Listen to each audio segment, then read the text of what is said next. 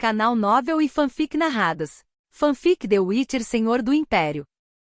Capítulo 471. Em nome do leão. Ancião. Sangue. Vilgeforte sufocou suas últimas palavras, tossindo o resto de seu sangue. O resto já havia sido devorado por Regis. Coin limpou sua espada longa com uma expressão fria, quando gritos repentinos de choque ecoaram pelo campo de batalha. Ele olhou para cima, e viu o céu na direção para onde a caçada selvagem havia fugido. Todas as nuvens, o luar e até mesmo aquela parte do céu noturno haviam sido cortados por uma enorme marca de espada. Gritos, pedidos de ajuda, palavras de conforto. Tudo foi sugado para longe da ilha de Tanned naquele momento. E no meio daquele silêncio absoluto, um brilho de luz verde esmeralda brilhou, e Lan apareceu na cena devastada. Seu olhar varreu os destroços, rapidamente focando em seu próximo alvo.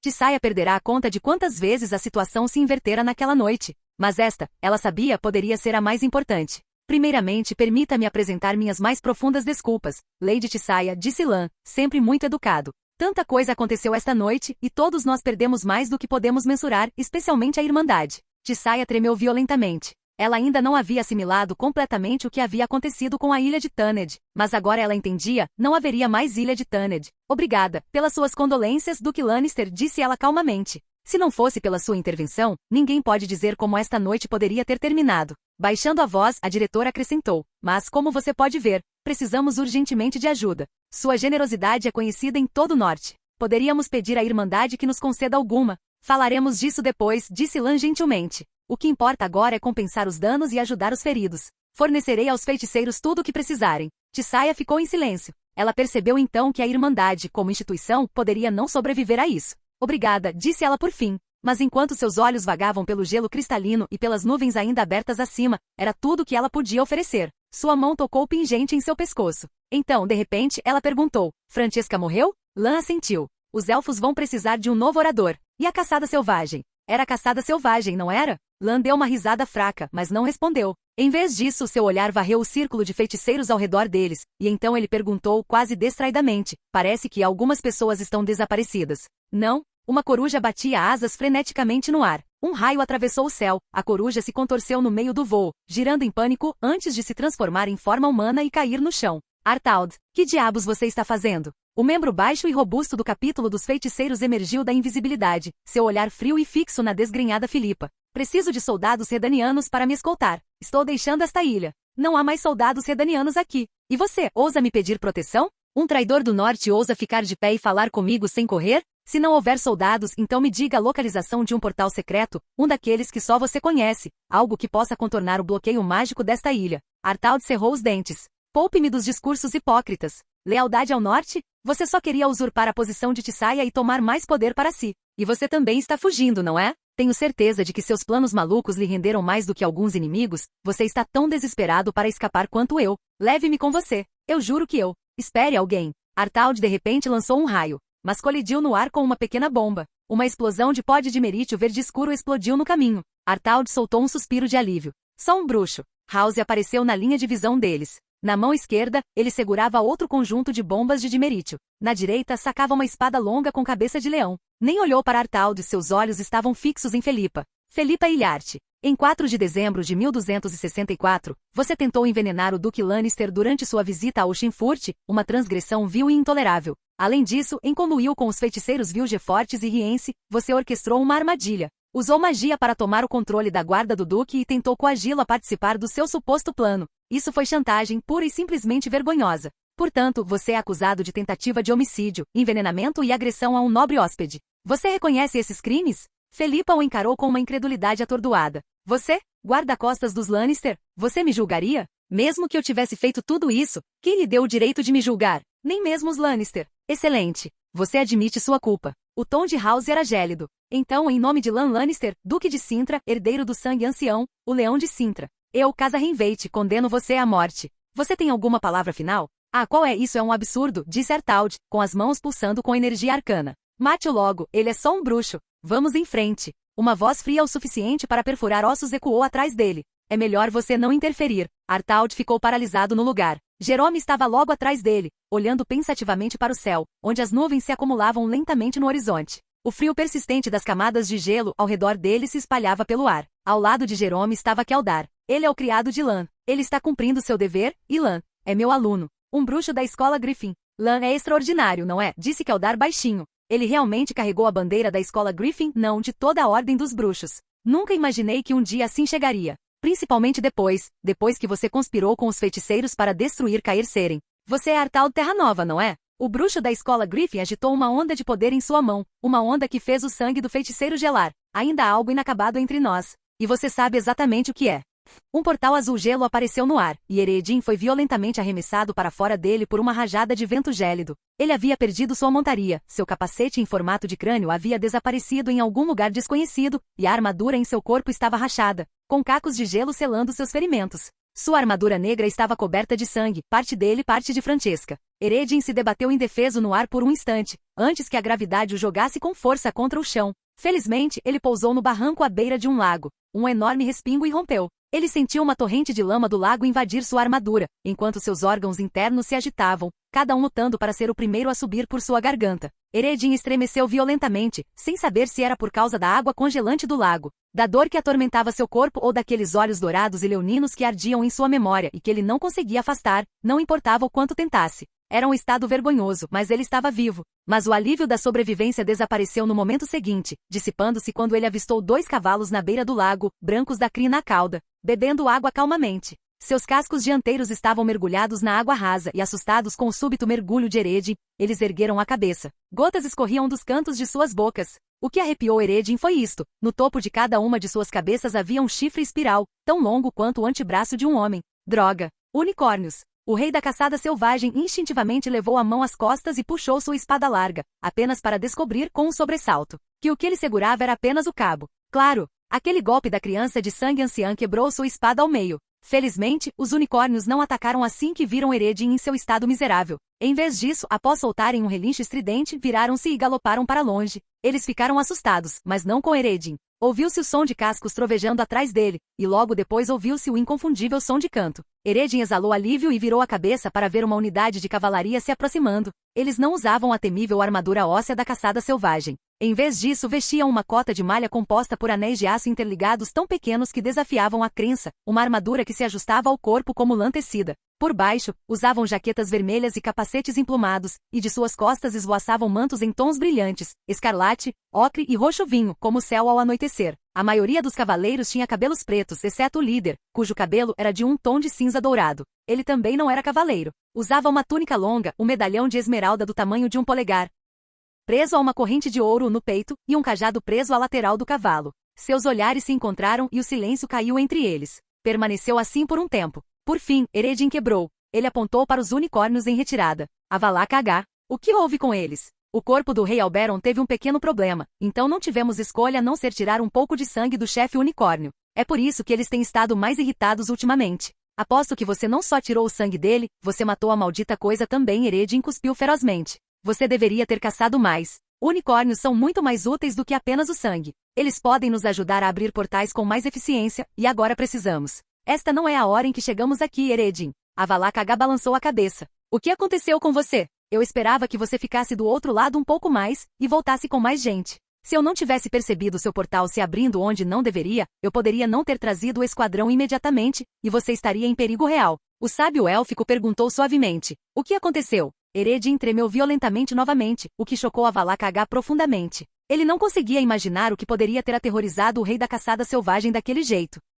Capítulo 472. De presa a predador. Francesca está morta. Os Ainseid precisam de um novo líder. Eredin engoliu em seco. Meus cavaleiros vermelhos. Eles foram completamente aniquilados. Eu fui o único que conseguiu voltar. O filho do sangue ancião. O sangue em suas veias despertou de uma forma assustadora. Ele é apenas um humano, mas conseguiu. Não era apenas Avalá Kagá. Atrás dele, os cavaleiros élficos começaram a se agitar inquietos com as palavras de Eredin. O sábio imediatamente sentiu o perigo. O líder da caçada selvagem havia perdido a compostura. Então Avalá Kagá o interrompeu imediatamente. Um brilho de luz mágica se condensou e brilhou, e no instante seguinte, ele se teletransportou da cela para o lado de Eredin. Você não deveria falar sobre isso aqui. Os soldados não devem ouvir tais notícias. Vou levá-lo ao rei Alberon imediatamente. Você ainda tem um momento para revisar seu relatório de batalha. Com um assobio agudo do sábio élfico, um cavaleiro desmontou imediatamente para ajudar Eredin a tirar a armadura e examinar seus ferimentos. Assim que confirmaram que não havia perigo iminente, Eredin foi ajudado a montar em um cavalo e correu em direção ao palácio.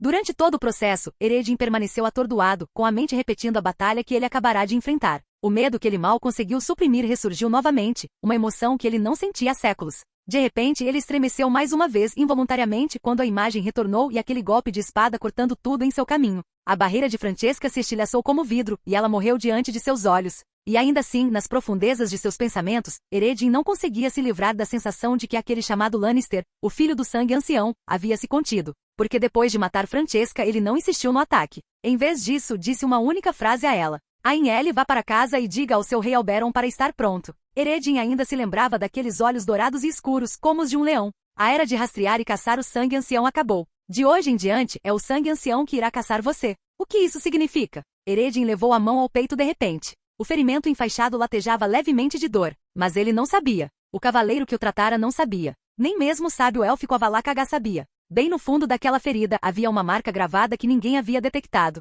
Um leve brilho esmeralda cintilou uma vez, então parou caindo no sono.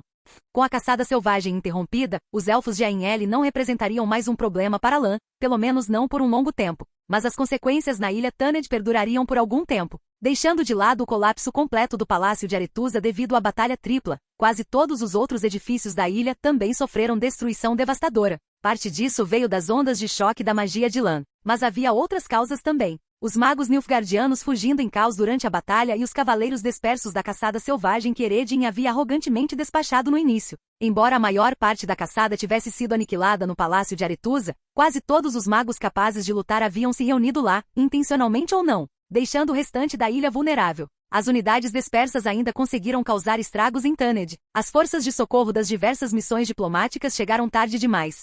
Felizmente as tropas de Cintra agiram rapidamente, resgatando quase todos os alunos da Academia de Magia, evitando que a situação saísse completamente do controle. Muitos devem suas vidas a essa intervenção, e se lembrariam de Cintra com profunda gratidão. Ainda assim, não importava como se olhasse, a sede havia desaparecido. A organização havia sido destruída. A Irmandade dos Feiticeiros em Tanned era, para todos os efeitos, história. Entre os delegados dos Reinos do Norte, mais do que alguns sentiram o cheiro de algo estranho em meio às ruínas, uma oportunidade talvez. Mas eles eram apenas representantes participando de uma cúpula, sem nenhum poder real para tomar decisões. Em contrapartida, o Duque Lannister de Cintra agiu imediatamente. Ele ofereceu, de forma decisiva, todo o seu apoio à Irmandade, proporcionando um refúgio seguro aos magos e alunos sobreviventes da academia. Ao mesmo tempo, ele iniciou negociações urgentes com Temeria, organizando a realocação dos refugiados. Quando cada carta era enviada para casa e aberta pelos governantes dos Reinos do Norte, o resultado já estava selado. Então esse é o grande plano que Lan vem tramando há tanto tempo? Impressionante. Colgrin ergueu a xícara e tomou um gole. Mas o líquido lá dentro era cristalino, só água. Geralt e Coin. Todos eles participaram de uma batalha tão grandiosa, enquanto nós três, de toda a Ordem dos Bruxos, estamos presos aqui, esperando por alguma oportunidade de nos envolver. Colgrin olhou para Serrit e Alques e suspirou profundamente sob os olhares impotentes de seus dois colegas bruxos da Escola da Víbora. Nossa missão ainda parece muito distante. Todos os três levantaram seus copos, agora cheios de água, e beberam juntos. Não que eles não gostassem de álcool, mas precisavam manter a mente lúcida o tempo todo. Diante das três víboras havia uma mesa de jantar simples com grama macia sob seus pés. Ao redor delas, flores e plantas vibrantes floresciam. Parecia que estavam no meio de um vasto jardim. Atrás delas, erguia-se uma enorme propriedade, com uma fonte girando no centro do caminho principal. E, no entanto, nem uma única borboleta ou abelha esvoaçava pelo jardim. Não havia perfume de flores no ar, nem um traço de vento perturbava esta terra. Era como se esse lugar tivesse sido completamente esquecido pelo próprio mundo. Mas nenhuma das víboras prestou atenção a tais coisas. Elas continuaram bebendo água, com os olhos fixos em um cavalete a apenas 3 passos de distância. Sobre o cavalete havia uma tela, cujas cores formavam figuras humanas distintas, tão vívidas que quase pareciam sencientes, movendo-se por conta própria. Havia até mesmo vozes fracas emergindo dela, frases como "por ordem de Sua Majestade em Celt", ecoavam suavemente no ar. Os 3 bruxos da escola víbora estavam esperando o momento certo. De repente a imagem na tela ondulou, como a superfície de um lago atingida por uma pedra. Colgrin se levantou de um salto. Chamas esmeraldas brilhantes irromperam pela tela, e então se fundiram na figura de um homem alto, musculoso e careca. Baque. Leto pousou em cheio na grama. Levantando a cabeça, encontrou a alegria atordoada nos rostos dos colegas com uma expressão de resignação cansada. Leto, o que você está fazendo aqui? Colgrin exclamou incrédulo. Serrit e Alques avançaram, circulando Leto e inspecionando o novo conjunto de armadura que ele usava. Você completou sua segunda mutação? É esta a armadura poderosa que o Lan mencionou? Você consegue lutar contra um dragão sozinho agora? A Iris apareceu de vez em quando ultimamente, acrescentou um deles. Ela nos contou que você e o Lan fizeram na Ilha Tanned, foi incrível. As 3 víboras estavam claramente explodindo de excitação reprimida, e Leto só conseguiu esfregar a testa em leve exasperação. Desde que a Ordem dos Bruxos foi estabelecida, a vida se tornou muito menos sombria e opressiva. Cercados por mais pessoas e por uma comunicação real, os bruxos, antes frios e assassinos, gradualmente se livraram das sombras amargas da destruição de sua escola. Cada um deles começou a mostrar personalidades muito mais coloridas. Provavelmente pegou daqueles bruxos da escola dos gatos, pensou Leto com um suspiro. Você perdeu muito tempo e ainda não terminou o trabalho. Leto balançou a cabeça. Acontece que as coisas do lado do Lan estão resolvidas, então vim ajudar. Então, me diga, em que tipo de problema você está metido? Bem, desta vez temos que assassinar um rei, disse Colgrin, dando de ombros. E já que o nome dos bruxos está fervilhando pelo norte ultimamente, não podemos usar nada que nos vincule às nossas escolas. Temos que evitar dar a qualquer um motivo para nos associar a Lan. Serrit interrompeu de lado, o que nos atrasou muito. Alques ergueu as mãos, impotente. Ainda assim, comparado às nossas antigas tarefas, nosso progresso tem sido mais rápido do que o normal. Leto coçou a testa. Não estava acostumado com esse tipo de conversa fiada. Então, de quanto tempo você está? Isso foi o suficiente para incendiar Colgrin. Leto, você não acreditaria como é brilhante usar a pintura da Iris para vigilância. A sensação. Ele estalou os lábios. Não há mais atenção ou a miséria de sempre, de reunir informações enquanto nos escondemos em alguma sarjeta. Apenas sentamos aqui e assistimos ao Palácio Real se desenrolar como uma peça de teatro. O Palácio Real, Leto.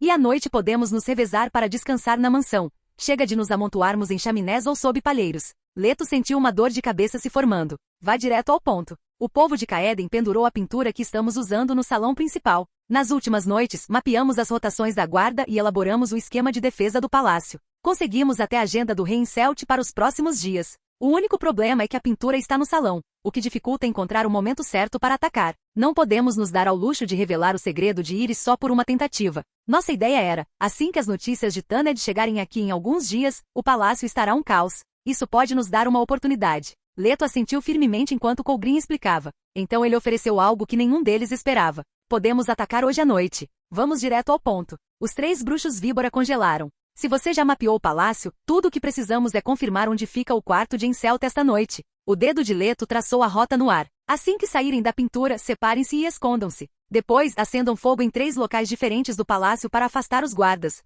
Uma vez feito isso, evite qualquer combate e retorne pela pintura imediatamente. E você? Não me diga que está planejando. Leto assentiu. Eu mesmo irei atrás de Encelt. Por Lan, eu cortarei a cabeça dele. Colgrin pulou de pé. Encelt pode ser louco, mas quando se trata de sua segurança, ele é obsessivamente cauteloso. Mapeamos todo o layout do palácio. Quando ele dorme, há pelo menos 4 esquadrões de patrulha rondando seus aposentos. Mesmo que causemos o caos no palácio, eles só enviarão um esquadrão para investigar. O grupo principal, pelo menos 20 homens, nunca sai do lado dele. Então eu mesmo cuido desses 20, disse Leto, firme e inabalável. As 3 víboras olharam, surpresas com a absoluta confiança de Leto. Olharam para ele, o rolo compressor imponente e careca de um homem. Mesmo com a nova armadura, seus braços grossos estavam nus, músculos tensos com uma força mal contida. Colgrin olhou para o líder escolar anormalmente agressivo e de repente deixou escapar o pensamento que tinha em mente. Leto, quão forte essa segunda mutação te tornou? Sem usar sinais ou venenos, enfrentar uma guarda palaciana inteira é um pouco complicado, disse Leto modestamente. É por isso que preciso que vocês 3 criem uma distração adequada. E você planeja atacar de cabeça uma formação de pelo menos 20 guardas reais totalmente armados, cavaleiros, e talvez até magos. Invadir o quarto de Encelt e matá-lo? Colgrin ficou incrédulo. Achei que estávamos aqui para assassinar um rei, não para encenar uma execução pública. Deveríamos manter nossas identidades em segredo. Enquanto eu não usar sinais, respondeu Leto com naturalidade, ninguém será capaz de dizer que um bruxo foi o responsável apenas examinando as consequências. E quanto a quaisquer testemunhas que possam reconhecer meu porte físico, bem, teremos que garantir que todas sejam assassinadas também, não é? Capítulo 473. Como serpentes no escuro. Acontece que de todos os membros da Escola da Víbora após a fundação da Ordem dos Bruxos, foi Leto quem mais mudou sua maneira de pensar. Colgrin e os outros 2 ficaram alarmados e impressionados com o plano audacioso de Leto. No entanto, por trás do medo, escondia-se uma sutil expectativa, uma vontade de testemunhar com os próprios olhos. Nesse estado de curiosidade ansiosa, os 3 espiaram a pintura de Iris, observando a vista do Palácio Real de Caedvene, acompanhando silenciosamente a passagem do tempo. Já era noite alta. O salão permanecia em completo silêncio. A princípio, velas foram acesas no salão principal do palácio, mas uma a uma elas foram se apagando. Nenhum servo passou por ali. Até mesmo os guardas passavam por ali apenas ocasionalmente entre os turnos de patrulha. As luzes brilhantes da noite agora estavam limitadas aos quartos ou escritórios, enquanto as áreas mais fortemente protegidas ficavam nas bordas externas do palácio. Quem concentraria sua atenção no grande salão? De um canto da sala, uma pintura a óleo representando as florestas primitivas de Caeden subitamente explodiu em chamas esmeraldas brilhantes. Raios de luz cintilante fluíam constantemente dela, reunindo-se e tomando a forma de 4 figuras humanas. Eles emergiram no ar, e nem mesmo o pouso do maior e mais pesado entre eles fez barulho. Eles trocaram olhares e então se espalharam como serpentes. Colgrin, Serrit e Alk seguiram o plano, partindo para atear fogo perto de pontos de referência importantes para chamar a atenção dos guardas noturnos. Enquanto isso, Leto se orientou rapidamente e saltou para o telhado. Seu peso enorme, um subproduto de sua estrutura robusta e musculosa, não o atrapalhava nem um pouco. A figura volumosa de Leto se movia com a agilidade de um macaco, deslizando entre telhados e vigas em um fluxo suave e experiente. Ao contrário dos outros 3, esta era a primeira vez de Leto no Palácio Real de Caedveni. Mas os mapas que Colgrin e os outros haviam desenhado, juntamente com o cronograma de rotação da guarda que haviam montado, estavam gravados em sua memória há muito tempo. De repente, o movimento de Leto passou de rápido a completamente imóvel. Com um giro do corpo, ele deslizou para a sombra atrás de um grande sino, sua forma se fundindo perfeitamente à escuridão iluminada pela lua. Abaixo dele, uma patrulha passava pelo corredor. À sua frente, à esquerda e à direita, havia 2 torres de vigia, cada uma com sentinelas virando seus corpos em direções opostas. As patrulhas circulavam a torre, enquanto as sentinelas giravam o olhar para leste, sul, oeste e norte em intervalos regulares. Juntas, suas linhas de visão irregulares formavam uma rede invisível que cobria tudo à frente. Leto processou silenciosamente a informação em sua mente. Ele havia chegado à zona mais patrulhada entre o salão principal do castelo e os aposentos reais. Ele teve que esperar. Precisava de um ponto cego na visão deles. Ele recitou mentalmente o ritmo, acompanhando os passos da patrulha e o tempo das rotações das sentinelas. A patrulha passou para o outro lado da torre, mas o sentinela à esquerda tinha os olhos fixos no topo do esconderijo de Leto. Ainda não. A sentinela à esquerda virou-se em direção à muralha aberta do castelo. A sentinela à direita tinha acabado de se virar, mas naquele exato momento a patrulha em terra chegou à área à sua frente. Ainda não. Leto recitou o ritmo silenciosamente, visualizando as linhas de visão das sentinelas mudando como fios entrelaçados no pátio em frente à torre, construindo um diagrama mental de seus padrões e pontos cegos. Finalmente, num instante fugaz, a patrulha desapareceu em uma esquina, cortando sua linha de visão. O sentinela à esquerda virou as costas mais uma vez, já não mais alerta, e a sentinela à direita estava prestes a se virar e olhar na direção do esconderijo de Leto. Mas então ele fez uma pausa, e bocejou. Suas pálpebras se fecharam involuntariamente. Ele pensou ter ouvido o leve bater de asas acima dele, talvez um corvo passando por cima dele. Quando piscou e esfregou os olhos para afastar a sonolência, não percebeu que as sombras atrás da torre do sino haviam se dissipado sutilmente. É esse mesmo. Leto saltou em rajadas rápidas e silenciosas até chegar ao topo da torre. Daquele ponto alto, ele examinou os jardins do palácio abaixo, memorizando cada edifício. Assim que confirmou a direção, abaixou-se e desceu rapidamente, como um esquiador deslizando ladeira abaixo. Ao chegar à beira do telhado, agarrou-se a uma viga com a mão direita e balançou todo o corpo para frente em um arco fluido sob o luar. É batida. Com um som suave, ele pousou levemente no parapeito da janela, como se seu corpo não suportasse peso algum. À sua frente, 3 janelas adiante, uma sacada brilhava com a luz mais forte do palácio envolto pela noite. Não o quarto, o escritório? Leto inclinou a cabeça ligeiramente. Dada a reputação infame do rei Incelt, ele não parecia exatamente o tipo de pessoa que passava a noite em claro em questões de estado. Sem esforço, Leto deslizou até a saliência acima do escritório. Pendurado de cabeça para baixo, ele usou a cobertura da sombra para espiar lá dentro. No momento em que seus olhos se ajustaram e ele viu a cena lá dentro, ele parou piscando com uma leve surpresa, e então curvou os lábios em um leve sorriso. Bem então, isso pode ser mais fácil do que o esperado. O espaçoso escritório estava lotado com mais de uma dúzia de guardas. Eles estavam posicionados ao longo das paredes em formação irregular, com os olhos voltados para o centro da sala, mas todos estavam fixos no centro. Não era fascínio que despertava o olhar deles, mas sim desconforto. Em uma mesa de operação no meio da sala, um elfo de pele clara jazia amarrado. Seu corpo inteiro estava coberto de pequenas perfurações, cortes e áreas em carne viva onde a carne havia sido cortada. Ele era um sujeito de teste, e alguém que claramente havia suportado uma quantidade considerável de tormento. Incelt estava preguiçosamente recostado no sofá, com a barriga inchada segurando uma taça de vinho tinto. Seu humor estava péssimo. E aí? Apresse-se e me conte que avanço sua pesquisa fez. Olhe para o céu, já é quase de manhã. Se você não conseguir me dar um resultado satisfatório, eu te mostro o que acontece quando alguém me acorda do nada. Ele apontou o dedo para o elfo mutilado. você vai acabar igual a ele. O mago parado ao lado da mesa de operação não demonstrou nenhuma mudança de expressão diante das ameaças e maldições de Incelt, apenas fez uma leve reverência. Os 4 grandes reinos possuíam uma força considerável.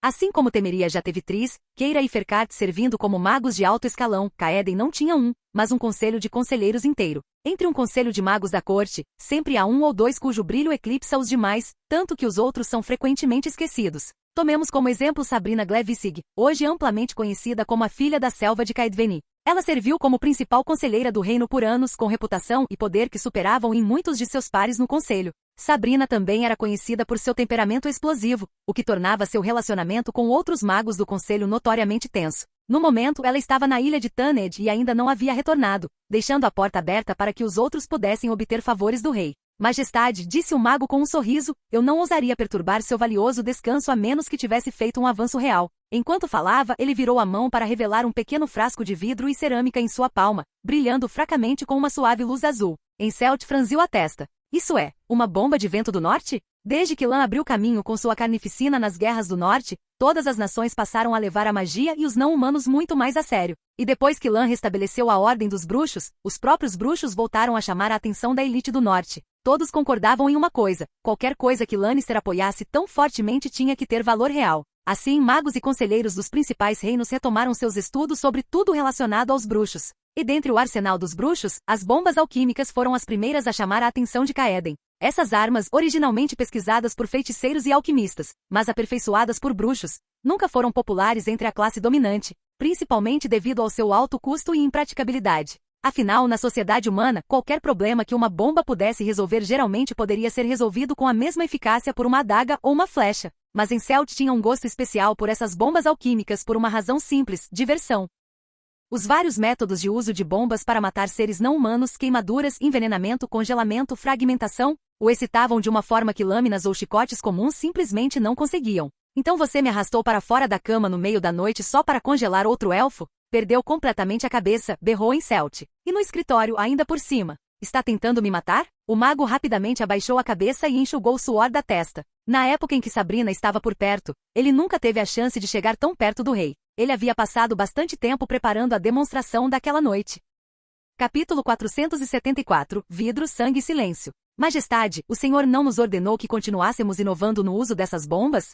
Sabrina sempre se concentrou exclusivamente em magia e nunca entendeu verdadeiramente a alquimia. Mas, depois de um longo período de estudo, finalmente fiz uma descoberta. O mago ergueu seu vento do norte modificado como um tesouro precioso, trazendo-o para perto do elfo preso. As bombas típicas do vento do norte apenas liberam uma névoa congelante ao detonar, desacelerando qualquer um atingido pela explosão, disse o mago, orgulhoso. Mas seu efeito disperso e diluído nem sequer tem o poder de coagular o sangue adequadamente. Eu, no entanto, concentrei os componentes internos da bomba, refinei-os até um estado quase líquido. Agora ela pode congelar sangue, carne e ossos em um instante, sólida e depois estilhaçada. Ele se endireitou com uma confiança presunçosa. E além disso, tirando a parte congelada, o resto do sujeito permanece completamente ileso, totalmente consciente. Eles podem assistir enquanto seu corpo congela, fica dormente e se estilhaça diante de seus olhos. E antes mesmo que seu cérebro registre a dor, já é tarde demais. O tom de Incelt era gélido. Então, nada de sangue, nada de gritos, nada de sofrimento? A resposta seca do rei fez o mago entrar em pânico e balançar a cabeça repetidamente.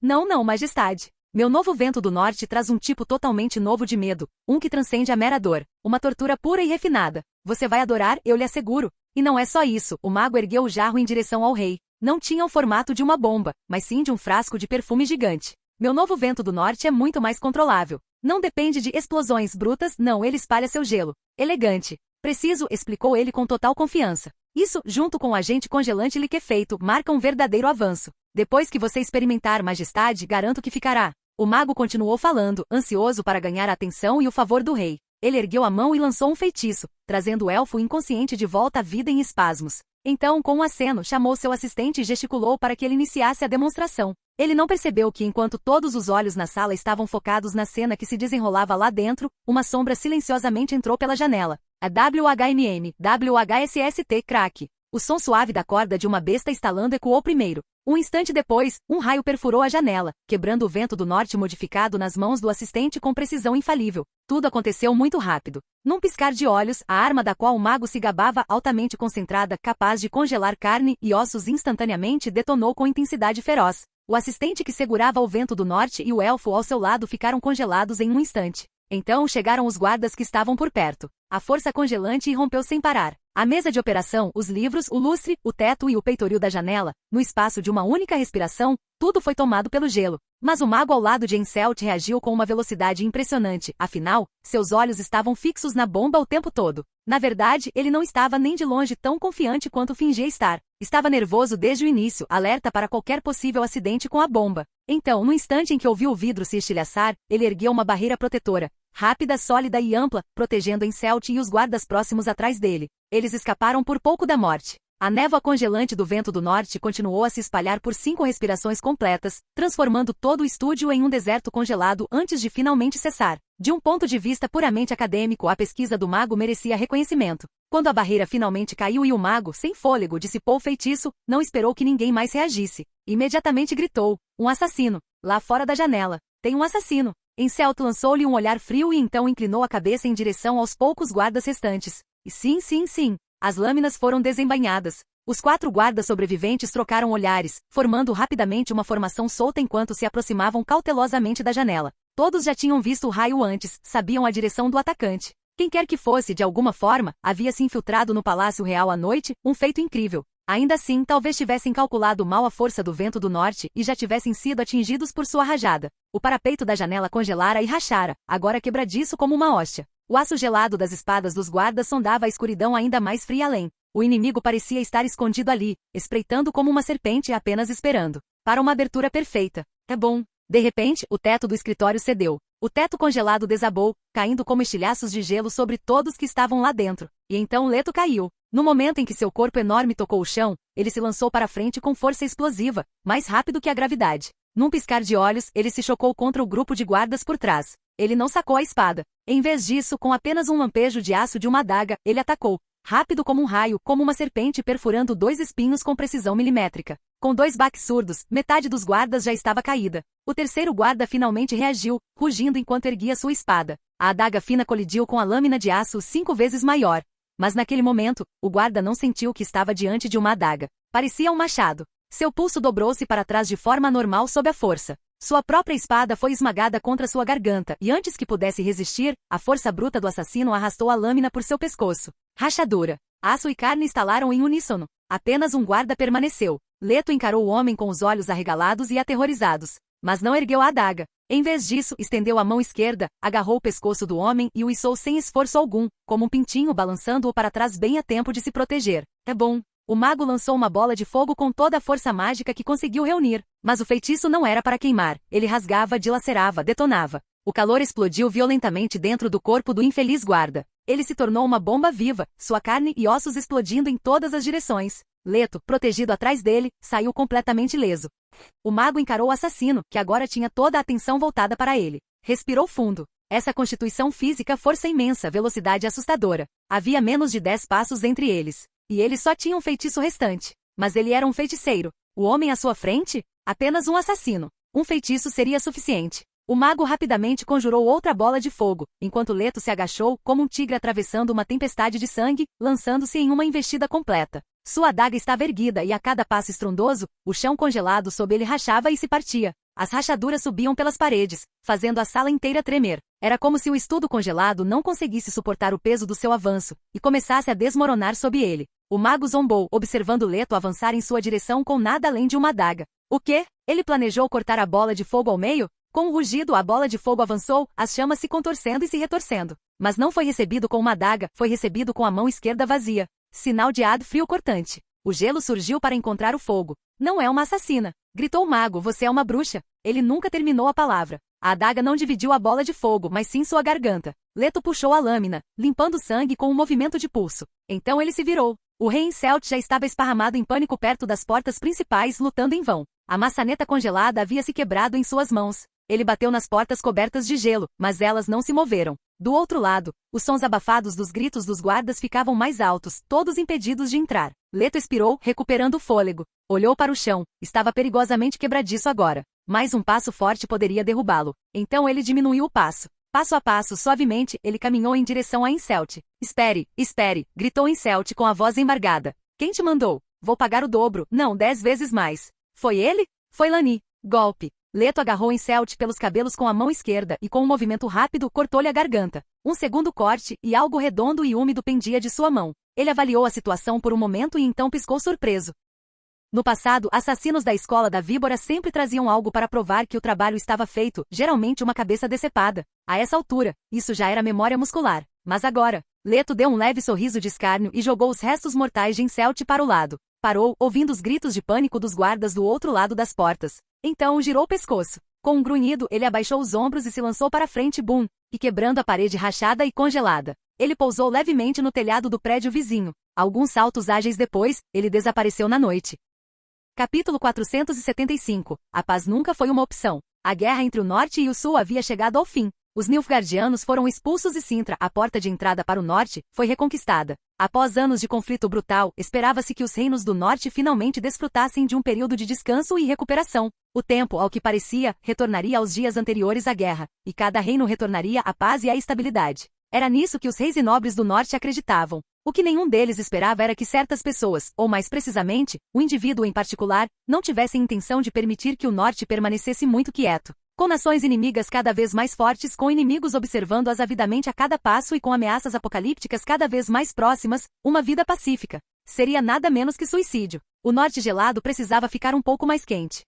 Entre os reinos do norte foi Caeden, cuja força militar permaneceu mais intacta durante a guerra, que primeiro passou por mudanças. Em 2 de janeiro de 1266, o rei Incelt foi assassinado. Segundo depoimentos de guardas do palácio, o assassino parecia ser membro da divisão de feiticeiros de Nilfgaard. No dia seguinte, os Soyatael começaram a se reunir em grande número por Caeden. Seguindo o comando de seu líder élfico Iorvet, eles realizaram uma consolidação sem precedentes de suas forças dispersas. Em 6 de janeiro, Iorvet lançou um ataque a Banad, entrando em confronto violento com a divisão de elite Dumbanner de Caeden, estacionada lá como uma unidade de forças especiais. Em 7 de janeiro, um dragão verde foi avistado na antiga floresta perto de Banad. Especulações posteriores sugeriram que a fera estava adormecida nas profundezas da floresta há muitos anos, apenas para ser despertada pela fúria do estrondo da guerra. Naquele dia, uma batalha decisiva eclodiu entre o Soyatael e a divisão Dumbanner ao longo do rio Lixela. O dragão verde desceu repentinamente. A cavalaria leve da divisão Dumbanner não teve chance contra suas chamas tóxicas e foi completamente aniquilada. Após aniquilar a divisão, os Soyatael conseguiram repelir temporariamente o dragão com flechas, apenas para que ele se virasse abruptamente e atacasse sua unidade logística de retaguarda, que avançava em ritmo mais lento. Os Soyatael sofreram perdas devastadoras. Em 9 de janeiro, uma guerreira chamada Saskia apareceu em Banad. Ela reuniu refugiados deslocados pela guerra e organizou uma força para resistir ao Soyatael. Em 11 de janeiro, Saskia negociou com Iorvet. Durante as conversas, ela se revelou um quarto elfa e propôs um novo e ousado ideal: igualdade racial. Em 12 de janeiro, Saskia aventurou-se sozinha no covil do dragão e o matou. Os Soyatael, movidos pela força de Saskia e gratos por sua vingança em nome de seus parentes, retiraram suas forças de Banad sob sua liderança. Como o rei Incelt não tinha herdeiro, seu assassinato mergulhou as linhagens reais em um conflito interno pelo trono. Os Soyatael aproveitaram a oportunidade e capturaram várias cidades durante o caos. Saskia, fortalecida por sua fama como matadora de dragões, começou a reunir refugiados em grande escala e a estabelecer postos avançados. Em 20 de janeiro, ela anunciou a formação de um exército rebelde. Em uma declaração amplamente divulgada, condenou a opressão dos não-humanos durante o reinado de Incelt e denunciou os nobres que, em sua disputa pela coroa, não demonstraram respeito pela vida dos plebeus. Ela mais uma vez defendeu o conceito de igualdade, clamando pela criação de uma nova nação no solo de Caeden, uma nação onde todas as raças pudessem viver em harmonia. Em 21 de janeiro, Iorvet declarou que os Soyatael, compostos principalmente por elfos, anões, halflings e gnomos, se juntariam às forças rebeldes de Saskia em apoio ao seu apelo por igualdade racial. Ele também instou todas as células Soyatael do norte que ainda não haviam se mobilizado a irem até Caeden e se juntarem à causa. Em 30 de janeiro, o exército de Saskia marchou sobre Banard. Após chegar a um acordo com o prefeito meio-elfo local, ela declarou a cidade sob seu controle. Em 31 de janeiro, a Academia de Magia de Banard anunciou formalmente seu apoio à liderança de Saskia. A partir daí, suas forças passaram a se referir a ela como Virgem de Caeden.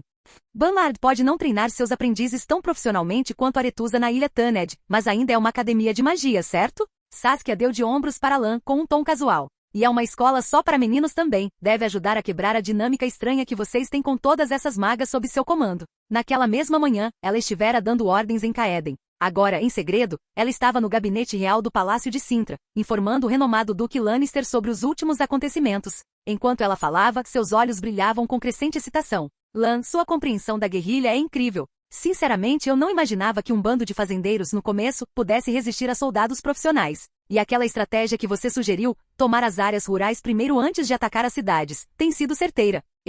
Lan a interrompeu com algumas tosses leves e balançou a cabeça. Os reinos do norte são vastos e escassamente povoados, especialmente Caeden. É por isso que essa tática funcionou tão bem lá. Mas agora que sua fundação está sólida, o que você precisa é de um progresso constante e metódico. Quando você acha que poderá levar Arca-Haig? Saskia parou para pensar. É a capital então, não será fácil. Não importa, respondeu Lan. Eu te apoio. Se tiver algum problema logístico, não hesite em entrar em contato. Assim que seu estado livre estiver estabelecido, Cintra e Temeria serão os primeiros a emitir o reconhecimento formal. Aedir, Leria e Rivia também não serão um problema. Saskia assentiu entusiasmada. Após pensar um pouco, perguntou, então devo entrar em contato com Iorvet e os Elfos das Montanhas Azuis para ver se conseguimos trazer mais tropas élficas? Lan balançou a cabeça. Vocês precisam traçar uma linha clara entre seus elfos e os das Montanhas Azuis. Raças antigas como a deles só podem ser administradas adequadamente se vocês os impedirem de arrastar sua história para suas fileiras. O que vocês têm agora, uma força composta por sangue jovem, é, na verdade, o ideal.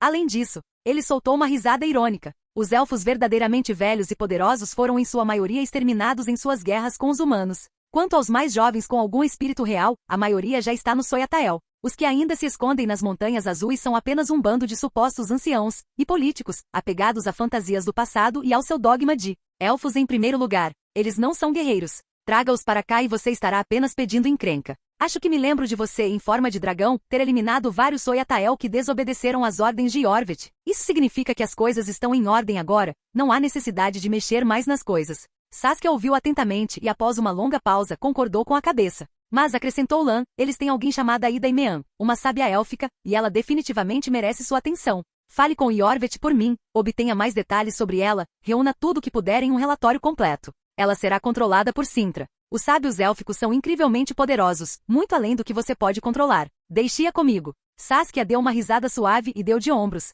Então essa é basicamente a situação em Caeden. Lan virou a cabeça para o lado. Ens, Mosezak e o resto do seu grupo de reflexão estavam sentados por perto, tomando notas do relatório de Saskia e analisando a situação. Ens, qual é a situação na Redânia? O que já sabemos sobre as reações dos outros reinos desde o incidente da Ilha Taned? O velho administrador ajustou os óculos, folheou as páginas do caderno e cuidadosamente compôs sua resposta. Vizimir II foi assassinado no mesmo dia do incidente em Taned. O planejamento de Felipa nesse sentido foi impressionante. Felizmente, Chapelle seguiu seu conselho e visitou a capital, Tretogor, 2 dias antes. Ele e Vizimir tiveram uma conversa excelente, tão boa, aliás, que até planejaram viajar juntos para Oxenfurt naquele dia. Assim que o rei foi assassinado, o Sr. Chapelle imediatamente lançou uma caçada ao assassino, conquistando imensa aprovação pública. Ele conduziu pessoalmente o interrogatório e declarou oficialmente que o assassino era de Nilfgaard. A maioria das pessoas na Redânia são devotas crentes no fogo eterno, e o Sr. Chapelle alegou ter recebido orientação através das chamas. Ele então prendeu vários ministros por conluio secreto com Nilfgaard e os levou a julgamento. Quando as notícias de Taned finalmente chegaram à Redânia, o Sr. Chapelle estabilizou ainda mais a corte real recentemente. Recebemos a notícia de que a rainha Edviges está considerando convidá-lo para ser tutor do príncipe Radovid e apoiar sua ascensão ao trono. Lan assentiu com satisfação. Chapelle havia lidado com as coisas com firmeza. Mantenha Kian perto dele como proteção. Garanta a segurança de Chapelle. Diga a ele que assim que a Irmandade se estabelecer em Cintra, enviaremos novos conselheiros reais para a Redânia. Sim, jovem mestre. Capítulo 476. Quando os tronos tremem, Lan soltou um longo suspiro. Com isso, os 4 principais reinos do norte foram, mais ou menos, todos atraídos para o seu acampamento. Temeria se tornaria o reino de seu futuro filho. Redania estava sendo gradualmente tomada por Chapelle, e Caeden cair sob o controle de Saskia era apenas uma questão de tempo. Olhando dessa forma, era Aedir. Apesar de ser um aliado durante a guerra entre Norte e Sul, que agora parecia mais distante, ele esperaria para ver. Se eles decidissem se opor a ele mais tarde, ele simplesmente faria Saskia marchar para o Sul. Afinal, Demaven era um tirano. Reunir um exército rebelde ali não seria problema algum. Quanto aos estados restantes além das 4 maiores potências, apenas o Reino Unido de Líria e Rívia teve alguma importância real, e a Rainha Maeve já havia se tornado uma delas há muito tempo. Lan pensou por um momento e então perguntou, depois que os representantes de cada país voltaram para casa com as notícias da Ilha Thanedd, qual foi a última resposta? Ains ajustou seu caderno novamente, seu rosto se abrindo em um sorriso incontrolável. A aparição da caçada selvagem é mítica demais, a maioria das pessoas simplesmente não acredita. E já que você deliberadamente omitiu essa parte da história, o que todos sabem, continuou ele suavemente, é que o traidor Vilgefortz liderou magos sulistas em um ataque surpresa à Irmandade durante a cúpula da Ilha Thanedd, tentando massacrar os dignitários nortenhos reunidos lá. Mas no final foi você quem os impediu. Essa é a verdade aceita. Ains recitou como um conto bem ensaiado. O incidente da Ilha Thanedd, a morte do rei Incelt, o assassinato de Vizimir II. Todos os 3 eventos foram agora atribuídos diretamente a Nilfgaard. Neste momento, o pânico se espalha por todos os tronos do norte, e o chamado para resistir a Nilfgaard atingiu o auge. No passado, esse momento normalmente se desenrolava de 2 maneiras. Qualquer um dos 4 grandes reis emitiria uma convocação, convocando os outros para se reunirem, assim como na cúpula do norte inicial. Ou a neutra Irmandade dos Feiticeiros tomaria a iniciativa, aproveitando seus laços com as cortes reais para organizar uma nova reunião. Mas agora, metade dos 4 grandes reis estavam mortos e sua autoridade estava em frangalhos. A Irmandade, enquanto isso, havia entrado em colapso total, e havia sido recentemente persuadida a ir para Cintra por Lan, longe de ser devidamente restabelecida. Mesmo que tentassem convocar uma cúpula agora, seria quase impossível reunir todos novamente. Afinal, os assassinos de Nilfgaard podiam atacar de qualquer lugar, a qualquer momento. Nesse clima, os olhos de todos os reinos, grandes ou pequenos, se voltaram para uma figura. Lan, o que você está planejando fazer? Perguntou Mosezak com uma expressão cheia de expectativa, como se estivesse prevendo um grande espetáculo.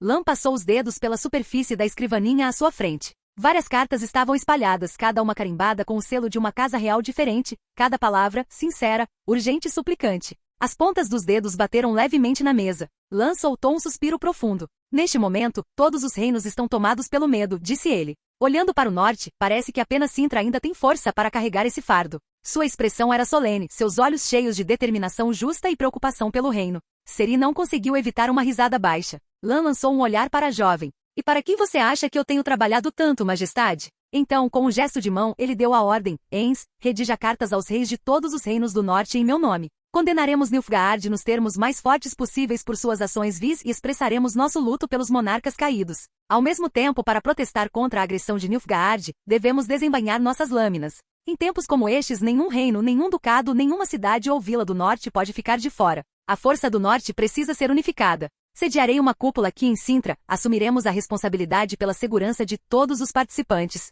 Esta carta serve como um convite formal. Lan ergueu ligeiramente o queixo. Quero que todos os reis dos reinos do norte compareçam. Nenhum deles poderá faltar. O rosto de Ains corou de excitação. Como quiser, jovem mestre. No entanto, acrescentou Lan, esfregando o queixo pensativamente, a localização de Cintra é inconveniente. A cúpula dos 4 reis anterior ocorreu no Vale de Pontar, onde os 4 reinos se cruzavam, economizando tempo e garantindo a segurança. Mas Cintra ficava no extremo sul do norte. Chegar até lá levaria um tempo considerável. Para governantes mais velhos ou doentes, a própria jornada poderia ser fatal. Vá falar com Tissaia. Peça aos feiticeiros para cuidarem da entrega das mensagens, e mais tarde, peça que ajudem a transportar os reis. Ao seu comando, jovem mestre. Escolha uma data adequada e peça aos escribas que comecem a copiar as cartas. Você só precisa ditar. Não precisa escrever você mesmo, disse Lan, olhando de repente para o velho administrador. Não se esforce demais. Você pode se dar ao luxo de descansar um pouco mais agora. Ains congelou surpreso pela sinceridade nos olhos de Lan. Depois de um longo momento ele sorriu suavemente. Como desejar, jovem mestre. Depois que todos foram embora, Lan retornou ao seu assento. Ele não pegou a pilha de documentos sobre a mesa. Em vez disso, fechou os olhos e se concentrou, sentindo algo invisível. Ciri apoiou o queixo na mão, observando com curiosidade. Ela sabia que Lan possuía várias habilidades de sangue ancião que ela mesma ainda não dominava, entre elas, uma que ele chamava de teletransporte. Esse poder permitia que ele colocasse uma marca no corpo de outra pessoa, possibilitando que ele convocasse o indivíduo marcado para seu lado a qualquer momento ou, inversamente, se teletransportasse diretamente até ele. E de acordo com Lan, durante os eventos na Ilha Thanedd, ele conseguiu colocar uma dessas marcas, no líder da caçada selvagem. A essa altura, aquele cara já deveria ter retornado para sua fortaleza, não é mesmo? Uma sequência de brilhantes raios esmeralda cintilou sobre o corpo de Lan. Ciri o encarou atordoada, o rosto tenso. Havia um leve brilho em seus olhos também. Depois de um bom tempo, assim que Lan exalou e saiu de seu estado de sintonia com a marca, Ciri saiu de seu transe. E então, Lan, algum resultado? Encontrando seu olhar expectante, Lan assentiu e então balançou a cabeça lentamente.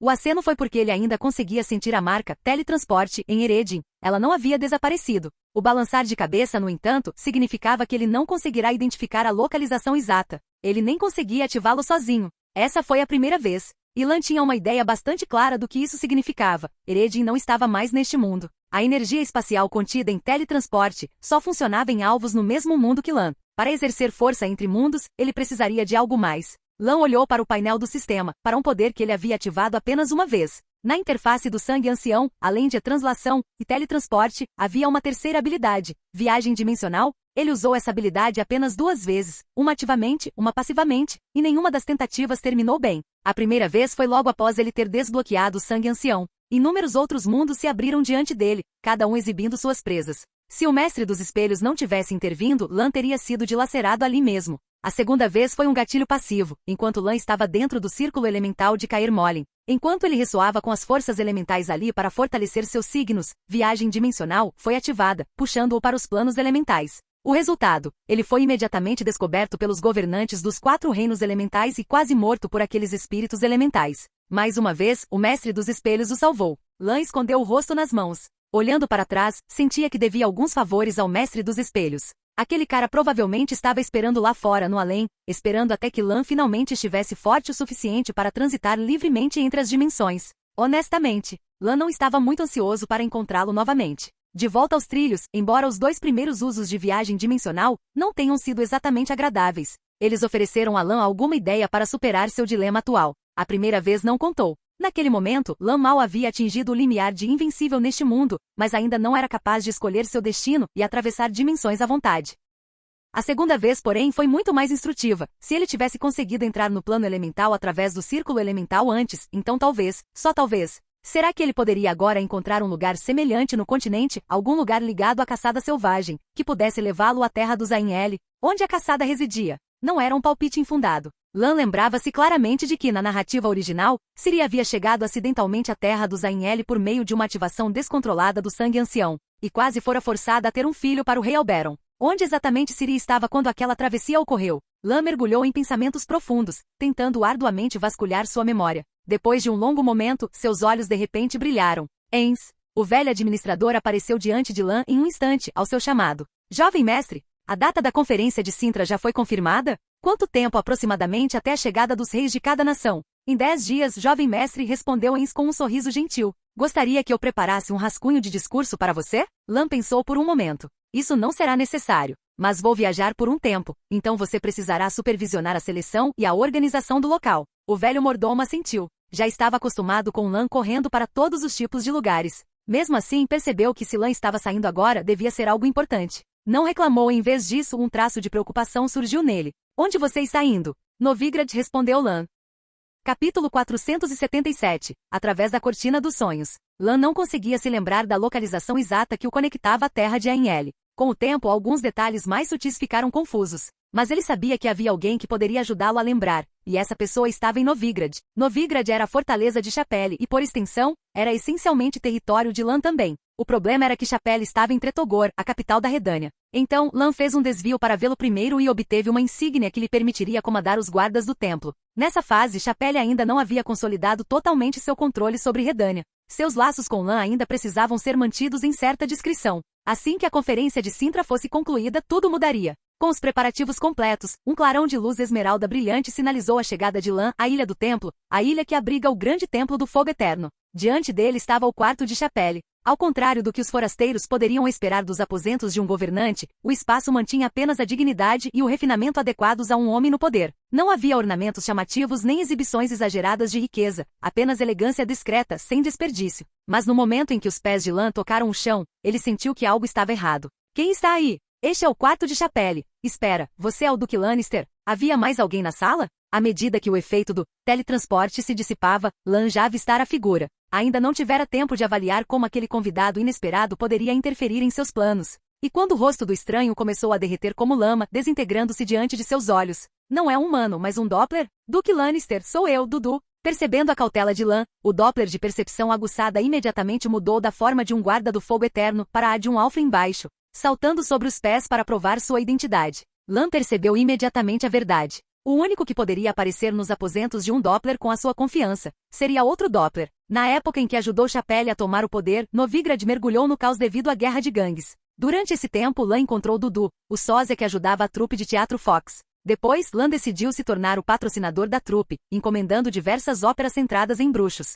Somado ao trabalho consistente de Kian completando tarefas em Novigrad, eles ajudaram a mudar significativamente a percepção pública dos bruxos para melhor. Duque Lannister, você está aqui para ver Chapelle? Embora Dudu não soubesse de todos os detalhes do plano, ele entendia o suficiente sobre o relacionamento entre Lan e Chapelle. Ele foi para Tretogor. Está prestes a se tornar o homem mais poderoso de toda a Redânia. O Doppler sorriu de excitação, mas depois ficou mais cauteloso. Duque Lannister, nós, sósias, podemos ter nossos dons, mas sempre vivemos nas sombras. Sabemos que substituir o tipo errado de pessoa pode trazer sérios problemas. Chapelle pode parecer poderoso agora, mas tenho medo que ele esteja se colocando em perigo. Duque, você poderia ajudá-lo? Dudu, ainda na forma Alflin, implorou com um olhar de pena. Lan não conseguiu conter o riso. Não se preocupe, Dudu. Cada movimento do Chapelle está sob meu comando. Com a minha proteção, nada acontecerá com ele. Ao ver o alívio e a alegria genuínos no rosto do Doppler, o sorriso de Lan se aprofundou. Acabei de voltar de Tretogor, na verdade. Estava planejando encontrar um esquadrão de guardas do templo para me ajudar, mas ter você aqui pode ser ainda melhor. Há algo que eu possa fazer para ajudar você? Lan assentiu. Você passou bastante tempo com Kian, não é? Ele disse uma vez que encontrou uma oneiromante aqui em Novigrad. Sabe onde eu posso encontrá-la? Duque Lannister. A mulher diante dele olhou para Lan com um olhar que misturava reverência, deleite e uma pitada de admiração no momento em que pôs os olhos nele. Kian já havia tentado recrutá-la, mas a reputação da escola de gatos, mesmo após alguma reabilitação, permanecia, digamos, compreendida apenas por quem a conhecia. Certa vez, ele sugeriu que Lan fizesse uma visita pessoal, mas na época, Lan estava ocupado com outros assuntos e teve que adiar a visita. Agora que ele finalmente chegou, o resultado foi imediato. O entusiasmo da mulher era quase demais. Lan não pôde deixar de se lembrar do comportamento de Hyla perto de Geralt. Ele olhou ao redor casualmente, seu olhar sutilmente observando o layout da Câmara do Vidente dos Sonhos. Sob o governo de Chapelle, Novigrad tornou-se extremamente tolerante tanto com a magia quanto com as raças não humanas. Em uma cidade tão próspera, um vidente de sonhos podia viver como um peixe na água, acumulando riquezas incríveis com facilidade. Eles estavam na melhor suíte da Taverna Truta Dourada, a pousada mais luxuosa de Novigrad. Dizia-se que a vidente dos sonhos alugava aquela suíte ininterruptamente há um ano. O que ela gastara poderia facilmente ter comprado uma bela propriedade perto da praça principal.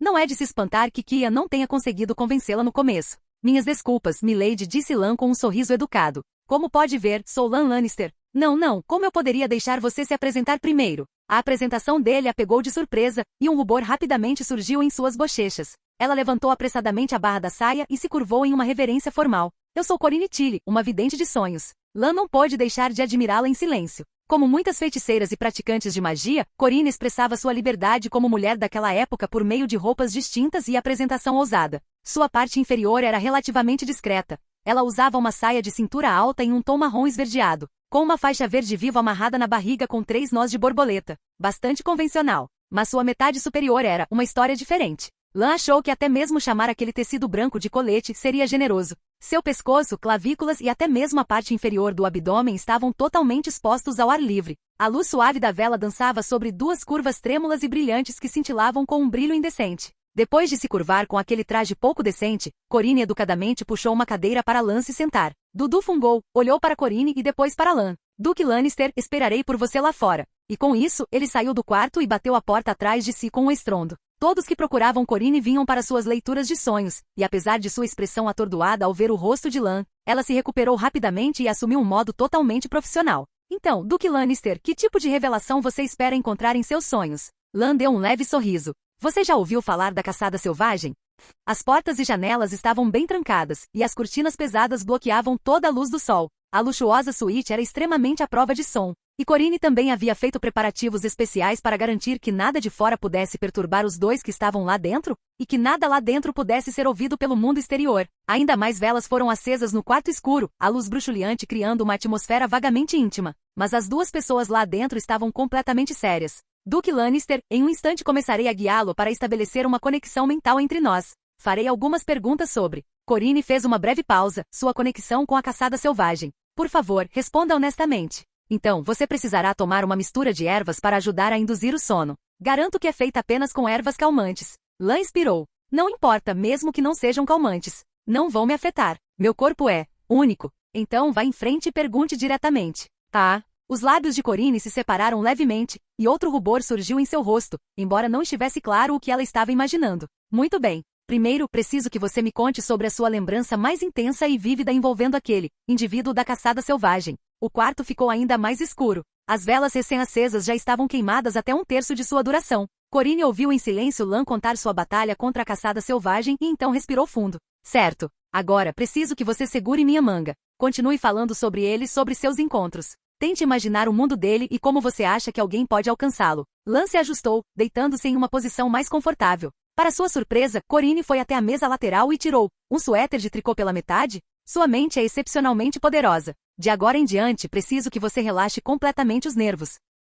Sua voz ficou mais baixa, calma. O ambiente ficou em silêncio. Corine começou a tricotar lenta e firmemente, guiando o fio enquanto ele se torcia e se entrelaçava no ritmo. Lan ouviu o som nítido e amadeirado das agulhas de tricô, o padrão constante sincronizando-se gradualmente com sua respiração. Seus pensamentos começaram a vagar, expandindo-se lenta e firmemente para fora. Era uma montanha. Noite. Lan sentiu uma leve sensação de familiaridade. Um portal frio se abriu no ar, e uma figura alta atravessou-o, trajando uma armadura de placas esqueléticas, empunhando um enorme martelo de guerra e um escudo. Gelo se espalhou com sua chegada. Mas ele não estava aqui para matar. Ele veio para participar de um banquete? Não era Eredin. Era outro membro azarado da caçada selvagem, alguém que Lan havia matado com um sinal na ilha Taned. Lan tentou apertar os olhos, mas estava dentro do próprio sonho. Não tinha corpo ali, apenas um campo de visão nebuloso observando passivamente. Felizmente, informações mais úteis logo apareceram. 3 mulheres esbeltas e nuas se adiantaram, envoltas apenas em estopa e folhas. Elas dançaram em direção ao guerreiro da caçada selvagem recém-chegado. Seus corpos balançavam em um ritmo deslumbrante e primitivo. Seus cabelos soltos realçavam a beleza crua de sua presença. A cada passo, galhos escuros e apodrecidos brotavam da terra. Sangue jorrava do solo rachado em ondas intermináveis. Capítulo 478. Tarde demais para desculpas. Com a chegada das 3 mulheres, a luz das velas no topo da montanha tornou-se mais intensa. Ao mesmo tempo, orações fervorosas e ansiosas elevavam-se do sopé da montanha. Ouvindo atentamente, as vozes carregavam o sotaque da região de Temeria, e o conteúdo parecia implorar por comida e proteção. Entrelaçados às orações estavam os gritos de crianças assustadas e se debatendo. À medida que as preces e os gritos ecoavam para o alto, os pedaços de pano e folhas que mal cobriam os corpos das mulheres se espalharam ao vento. O comandante da caçada selvagem, aquele que empunhava o enorme martelo e escudo, também começou a remover sua armadura. As 4 figuras gradualmente se retorceram em uma única massa contorcida. Os olhos de Lan se estreitaram. Enquanto observava, algo há muito enterrado se agitou em sua memória. Agora ele conseguia adivinhar onde aquela cena do sonho estava acontecendo. Embora a forma como foi apresentado, deixou um gosto bastante amargo. Antes que Lan pudesse deixar o desdém transparecer em sua expressão, ele de repente sentiu sua consciência clarear, sua visão velada como se fosse por uma fina gaze. Tudo à sua frente se transformou em um branco ofuscante. Quando a paisagem ao redor clareou novamente, o cume da montanha permaneceu, mas a caçada selvagem, as mulheres e os sons das orações haviam desaparecido. Uma nova cena se desenrolou diante dele. O olhar de Lan tornou-se solene, pois nessa nova visão ele viu a si mesmo. Era ele, usando uma coroa. Ao lado dele estava Ciri, com os cabelos de um branco pálido e leitoso. Eles estavam de mãos dadas, olhos fechados, concentrando-se com grande esforço em algo invisível. Gradualmente, seus corpos começaram a emitir um brilho verde esmeralda intenso. Mas o que realmente fez a expressão de Lan mudar não foi a visão dele e de Ciri. Ao lado deles florescia uma íris prateada, e ao lado dela havia um jovem carvalho, com 3 galhos distintos. Quando Lan e Ciri ativaram seus poderes, tanto a flor quanto a árvore também se iluminaram, irradiando o mesmo brilho que somente o sangue ancião poderia produzir. A luz dos dois, da flor e da árvore, fundiu-se em uma só, e então se elevou em direção ao céu, abrindo um vasto portal no alto. De cima começou a descer e engolfou tudo à vista. HSSHH. Lan ofegou, sentando-se na cama como se tivesse sido despertado de um pesadelo. Rachadura. Com um estalo brusco, a agulha de tricô de madeira nas mãos de Corine se estilhaçou de repente. Os estilhaços cortaram sua mão, deixando um corte fino. Todo o seu comportamento se desfez visivelmente, e suor frio escorreu por seu rosto pálido. Duque Lannister. Corine ignorou o ferimento e olhou com urgência para Lan, que ainda ofegava pesadamente. Você está bem? Lan rapidamente recuperou o controle da respiração, recuperando sua consciência e clareza. Estou bem, disse ele gentilmente. Consegui obter a informação que queria do meu sonho. Ele olhou para ela com calma sinceridade. Muito obrigado pela sua ajuda. Corine soltou um suspiro de alívio, levando a mão ao peito que ainda arfava de tensão. Por favor, não diga isso. É uma honra poder servi-lo. Lan acenou com a mão. Deixe-me ficar sozinho por um instante. Preciso me acalmar. Ele ainda estava se lembrando das informações do sonho. Este sonho se desenrolou em 2 partes distintas. A primeira metade foi direta. Forneceu exatamente o que ele precisava, um nó espacial capaz de se conectar ao mundo de Ain Ellen. Embora não fosse a torre da andorinha dos registros históricos, onde Ciri havia tropeçado acidentalmente em um portal, não estava muito longe do que ele esperava. Seria fácil encontrar aquele local no topo da montanha. Ficava em Velen, uma região de Temeria. Se a memória não falha, aquele lugar estava atualmente ocupado pelas 3 mulheres que tinham acabado de aparecer em seu sonho, misturadas com a caçada selvagem. Elas eram as crones conhecidas como as Damas da Floresta, 3 irmãs, monstros disfarçados de divindades da floresta, usando a fé para alimentar seus desejos glutões. Ele até recomendou que o rei Foltestoteutesto liderasse uma expedição contra eles. Ficou curioso sobre como esse esforço estava progredindo. Se ainda não tivessem conseguido, talvez ele pudesse dar uma mão a Foltestoteutesto agora. A primeira metade do sonho foi fácil de interpretar. A segunda metade, no entanto, foi muito mais intrigante. Pelo que ele viu no sonho, ele aparentemente pediu a ajuda de Ciri para abrir um portal. Pensando bem, isso fazia sentido. Se ele pretendia lançar um ataque contra os elfos de Ain Ellen, precisaria trazer um exército. Mas ele claramente não conseguiria sustentar sozinho o custo de mana de um portal tão grande.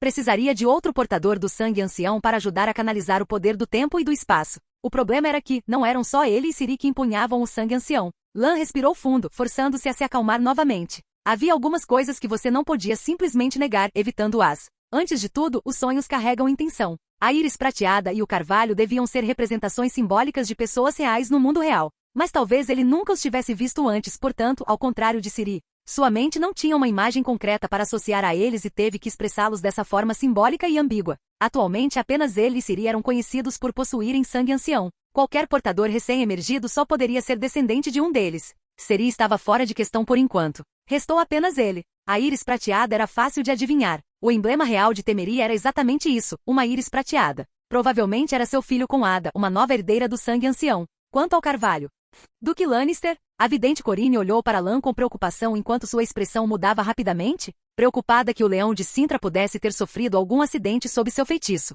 Lan exalou profundamente, organizando seus pensamentos e planos. Estou bem, disse ele, balançando a cabeça. Corine, você já conheceu um bruxo da escola dos gatos chamado Kian? Ele é meu representante em Novigrad. Você deve se lembrar que ele a convidou para Cintra há algum tempo. Ah, Corine soltou um suspiro assustado. Sinto muito, eu não sabia. Achei que ele fosse algum tipo de golpista. Lan balançou levemente a cabeça. Mesmo que Kian estivesse ligado a ele como um servo, isso não significava que o bruxo tivesse se tornado um autômato irracional. Sendo da escola dos gatos, sua abordagem às coisas muitas vezes carecia da delicadeza necessária para tarefas delicadas como aquela. Entendo. Os métodos de Kian podem ser um pouco heterodoxos, disse Lan com uma risadinha. É por isso que gostaria de estender o convite novamente. Lady Corine, estaria disposta a se estabelecer em Cintra? O resultado naturalmente não exigiu elaboração. Ao contrário dos bruxos, os videntes dos sonhos não eram andarilhos sem raízes. Corine tinha propriedades e bens para administrar. Lan entregou-lhe seu selo pessoal para que, quando estivesse pronta, pudesse usar o portal em Novigrad para viajar diretamente para Cintra,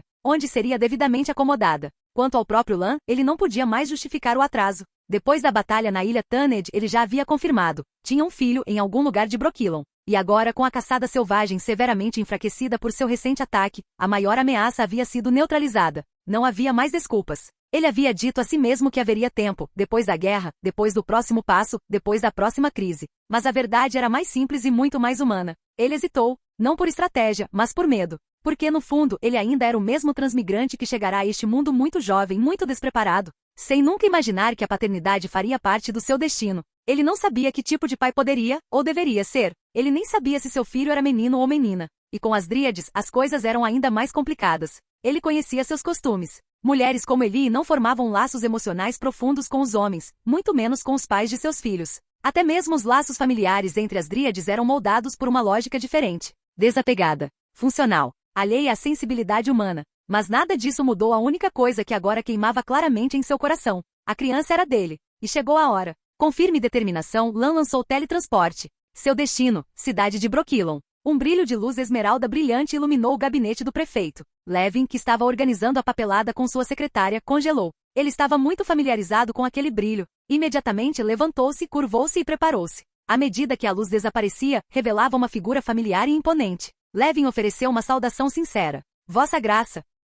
Apesar do tom respeitoso, Levin não conseguiu conter a pontada de inquietação que se insinuou em seus pensamentos. Por que o Duque chegará a Brokilon sem aviso prévio? Teria cometido algum erro do qual ainda não havia se dado conta? Lan acenou com a mão. Pedi para você ficar de olho nas atividades das dríades, não pedi? Você conseguiu alguma coisa útil ultimamente? As preocupações de Levin foram imediatamente dissipadas. Sim, ele respondeu sem hesitar. Ele caminhou rapidamente até um enorme arquivo, abriu e dentro havia uma pilha de documentos mais alta que um homem. Meu senhor, são todos eles. Só por isso ficou claro que Levin levava suas ordens muito a sério, meticulosas, completas e incansáveis na execução. Lan olhou para a enorme pilha de arquivos e esfregou a testa. Entre elas, há algo sobre a geração mais jovem de Dríades? Especificamente algo relacionado às irmãs, Eitne e Eli? Sim, temos, respondeu Levin sério. Capítulo 479, quando Brokilon se ajoelha. Nas profundezas da floresta Brokilon, no coração da floresta do Encanel, a água cristalina da nascente brilhava com uma luz dourada sob o sol, com uma névoa suave subindo de sua superfície. Perto dali, uma esguia curandeira dríade praticava magia na beira de uma câmara de fonte de pedra. Fios de água encantada serpenteavam em torno de seus dedos, girando em movimentos controlados. Lan estava de braços cruzados sobre um enorme carvalho, cujo tronco largo sustentava 5 cabanas de madeira aninhadas entre os galhos. Escondido sob uma cobertura de folhas, ele contemplava silenciosamente a sagrada fonte de Brokilon. Ele não deu atenção às dríades com suas vestimentas naturais. Seu foco estava no centro da fonte, onde 3 crianças flutuavam. Crianças tão pequenas nunca devem ser deixadas imersas em águas mágicas sem proteção, mesmo sob supervisão. E no entanto, esses 3 eram diferentes. As águas conscientes da fonte de Brokilon os embalavam com uma vontade própria e gentil. Uma mão translúcida de magia elemental aquática o sustentava no ar, subindo e descendo suavemente com sua respiração adormecida como um berço. Banhada pela luz do sol ondulante, a cena possuía uma beleza surreal, quase poética. Lan respirou fundo. No momento em que os viu, ele soube. O vínculo do sangue ancião era profundo, assim como ele compartilhava com Ciri. Uma ressonância inconfundível que desafiava a lógica. Essas crianças eram dele. Lan parou de esconder sua presença. Sem se conter, liberou sua aura para o mundo ao seu redor. A energia caótica da floresta se fundiu, avançando em sua direção com força, formando um vórtice em miniatura. Embora não tivesse lançado nenhum feitiço, raios gêmeos de luz esmeralda brilhante começaram a pulsar de seus olhos. O pânico tomou conta das dríades em um instante. As copas dos grandes carvalhos tremeram como se tivessem sido varridas por uma tempestade. Em resposta, a fonte de Brokilon irrompeu, a água espiralando no ar, retorcendo-se no ar na forma de uma mulher de pele verde. A dama do lago apertou as 3 crianças contra o peito. Svi. Guardas dríades surgiram de todas as direções, arcos em punho. Velozes e silenciosos como o vento cercaram a fonte. A rainha dríade, de cabelos e olhos prateados, avançou com sua irmã, Eli, posicionando-se diante do espírito do lago e das crianças. Com arcos em punho, expressões frias e sombrias, elas se prepararam para a batalha. Mas suas expressões rapidamente endureceram. Os olhos da rainha dríade se arregalaram em choque. Filho de sangue ancião. Minha complacência em relação às ações de Eli se deveu à minha falta de poder na época, interrompeu Lan. Nem preciso adivinhar para saber o que você estava pensando quando ordenou que sua irmã agisse daquele jeito. Posso ter feito vista grossa naquela época, mas agora, restam poucos que podem realmente me ameaçar. E aqueles que cobiçam o poder da minha linhagem, ou da Ciri, não representam mais um perigo real. Lan respirou fundo. Levarei meus filhos. Eles são meu sangue. Mas Lan não percebeu como as 2 irmãs dríades que momentos antes estavam prontas para a batalha, agora o encaravam com expressões instáveis. Eles olhavam para a luz esmeralda brilhando ao redor de seu corpo, o vórtice de magia da floresta convergindo infinitamente para ele, e a aura aterrorizante que irradiava dele a cada respiração, e seus olhares lentamente se tornaram fervorosos. Sangue ancião. Eles o interromperam de repente e então, antes que Lan pudesse reagir, caíram de joelhos em completa prostração, mais rápido do que ele imaginava ser possível. E atrás deles, toda a hoste de dríade seguiu o exemplo, abaixando-se no mais humilde gesto de submissão. Até a dama do lago gentilmente colocou as crianças no chão e ofereceu a Lan uma profunda e distante reverência. Você fez isso. Não, você fez isso, gritou a rainha dríade, com a voz tremendo de reverência. Você despertou o verdadeiro poder dentro do seu sangue. Agora você detém um poder sem paralelo neste mundo. Você cumprirá a antiga profecia. Você se tornará o único poder capaz de resistir à geada branca, aquele que salvará este mundo. Compreendemos a sua posição, mas nunca foi nossa intenção privá-lo das crianças. Admitimos nossa ambição, os motivos egoístas que nutrimos quando você ainda era fraco. Esperávamos que por quaisquer meios necessários, pudéssemos fortalecer nossa raça moribunda, alinhando-nos ao seu poder. Então tomamos seu sangue por meios vergonhosos. Mas por causa disso, o sangue ancião agora flui mais forte do que nunca. Criados no coração de Brokilon, esses 3 podem ser jovens, mas seus poderes já começaram a despertar. Eles se tornarão seus poderosos aliados, a espada ao seu lado quando você enfrentar a geada branca. A rainha dríade não levantou a cabeça. Eu sei que as dríades devem pagar pelo que fizemos. A partir deste dia, as dríades se tornarão suas vassalas pessoais. Todos os bens de Brokilon, sua madeira, seus minérios, as águas de Brokilon, até mesmo nós, pertenceremos a você. A rainha curvou-se ainda mais. E a Dama do Lago, com as mãos erguidas acima da cabeça, proclamou solenemente: quando estas 3 crianças atingirem a maioridade, elas se tornarão nossas rainhas. E talvez, nossas deusas.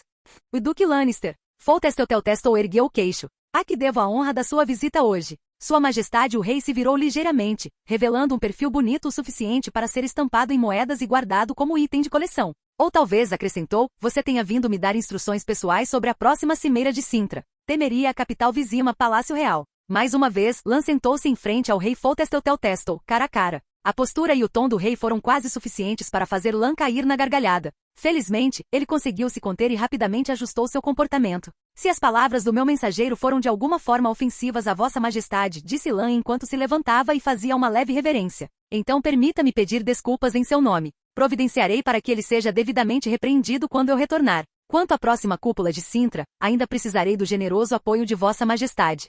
Ah?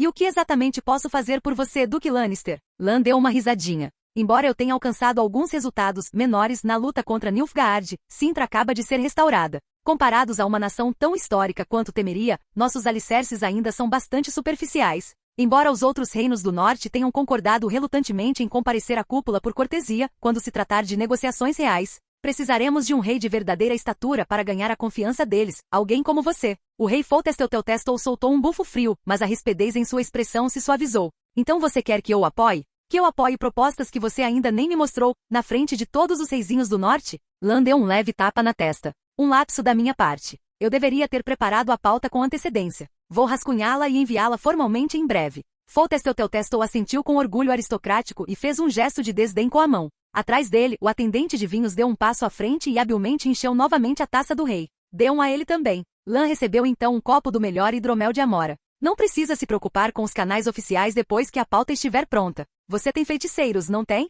Basta pedir para eles enviarem por um portal, como Vossa Majestade deseja. E nem se dê ao trabalho de punir seu mensageiro. Eu não sou tão mesquinho. Ele ficará grato pela sua misericórdia. Então vamos ouvir. O rei acenou novamente, dispensando o criado de vinhos e gesticulando para que as portas fossem fechadas. Na sala agora silenciosa, apenas o rei de Temeria e o Duque Lannister permaneceram. O que te traz aqui de novo? Vim ver a Ada? Lan fez uma breve pausa em seus movimentos. Se ela estiver aberta a aprofundar nossa conexão, eu não me oporia. A expressão que Foltestelteltestel tinha acabado de relaxar começou a endurecer novamente. Vim hoje em parte por motivos pessoais, mas também por questões relativas à Temeria. Lan falou claramente, sem fazer nenhum joguinho. Já mencionei a Vossa Majestade que há 3 monstros em Velen fingindo ser divindades. Gostaria de saber como essa situação está progredindo? Com essas palavras, o rosto de Foltestelteltestel escureceu ainda mais. Lan rapidamente descobriu o que tinha acontecido. Resumindo, embora ele tivesse fornecido a informação há quase 2 meses, as 3 bruxas da floresta ainda estavam vivas. Velen era o tipo de lugar que dava dor de cabeça a qualquer governante. No papel, sua geografia era excepcional. Território costeiro situado entre os centros comerciais da ilha Taned e Gorsvelen, e uma parada importante ao longo da rota comercial de Novigrad. Tinha tudo para ser uma cidade próspera. Mas qualquer um que realmente tivesse conduzido uma pesquisa de campo sairia balançando a cabeça em consternação. Aproximadamente 1/3 da região era pântano, outro terço era floresta densa e o terço restante, quase inabitável, era tomado por afogadores, ghouls, bruxas aquáticas, deuses e até mesmo pequenos foguetes. Esse terreno limitava severamente a movimentação de qualquer grande força militar. Apenas pequenas unidades de guerrilha conseguiam navegar por ele, e uma vez que esses pequenos esquadrões enfrentassem as hordas intermináveis de monstros, a taxa de baixas aumentaria a um nível assustador. Nenhum comandante em sã consciência permitiria que seus soldados morressem nas mãos de feras. Aos olhos deles, essa era a forma de sacrifício mais insignificante. Capítulo 480, Entre Monstros e Homens. Keira havia sido convocada por Foltestelteltestel e agora estava dando a Lan um relatório sucinto. Depois de algum tempo, percebemos que enviar tropas regulares para Velen não valia a pena. Então, os Blue Strips assumiram a missão. Lan esfregou as têmporas, visivelmente preocupado. Você não entendeu a verdadeira natureza do problema. Essas criaturas da classe Relict, após séculos cultivando seu domínio, podem liberar um poder muito além do esperado. Somente uma operação militar em larga escala pode suprimi-las. Os Blue Strips, embora sejam agentes de elite na selva, ainda não são suficientes. Keira, como conselheira mágica, você certamente entende isso, não é? Keira Metz, de costas para Foltestelteltestel, lançou uma careta rápida para Lan. A expressão de Foltestelteltestel ficou ainda mais rígida. Ele virou a cabeça e deu um bufo frio. Ele não disse nada, e ainda assim, de alguma forma, disse tudo. Todos esses monstros não humanos imundos deveriam ser tratados pelos seus bruxos. Meus soldados não foram treinados para lutar contra coisas assim. Foltestelteltestel soltou outro bufo frio. Geralt está trabalhando sob seu comando agora, não é? Você poderia contratá-los para eliminar as feras de Temeria. Eu até pago um preço justo. Lan balançou a cabeça, desamparado. Estão todos ocupados no momento. Não importa. Eu vou sozinho. Mas preciso que você me conceda um símbolo, algo que me dê autoridade sobre as Blue Strips enquanto eu estiver lá. Foltestotelstel franziu a testa ao ouvir isso. Eu queria que seus bruxos cuidassem disso. Não há necessidade de alguém do seu status lidar com isso pessoalmente. Tudo bem. Estou mais do que disposto a fazer isso. Lan sorriu embora seus olhos tenham ficado frios por um instante, quase imperceptivelmente. Além disso, falando sério, tenho umas contas pessoais a acertar com aquelas 3 velhas bruxas. O rei Foltestotelstel olhou para Lan por um longo momento e então balançou a cabeça. Como Lan estava claramente determinado, não havia sentido em tentar convencê-lo do contrário. Ele prontamente deu a ordem. Keira Tuária como guia acompanharia Lan até Velen para a entrega e o auxiliaria em quaisquer operações subsequentes. Lan naturalmente não tinha objeções. A jornada de Vizima a Velen abrangia quase metade do reino. Mesmo com as habilidades de Keira, eles precisariam usar uma rede de teletransporte de alto nível para realizar o salto.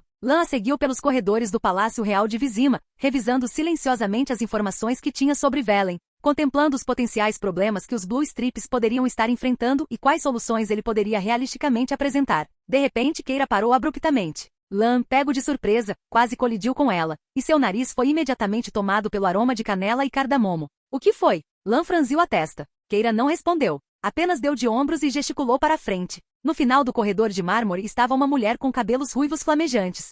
Sua barriga era redonda e proeminente, ela estava claramente em estágio avançado de gravidez, e seus movimentos pareciam desajeitados. Mesmo assim, o calor que irradiava de sua presença parecia capaz de incendiar o ar ao seu redor. Ah, Lan Lannister! A princesa Ada ignorou a criada que tentou ajudá-la nervosamente. Finalmente te peguei.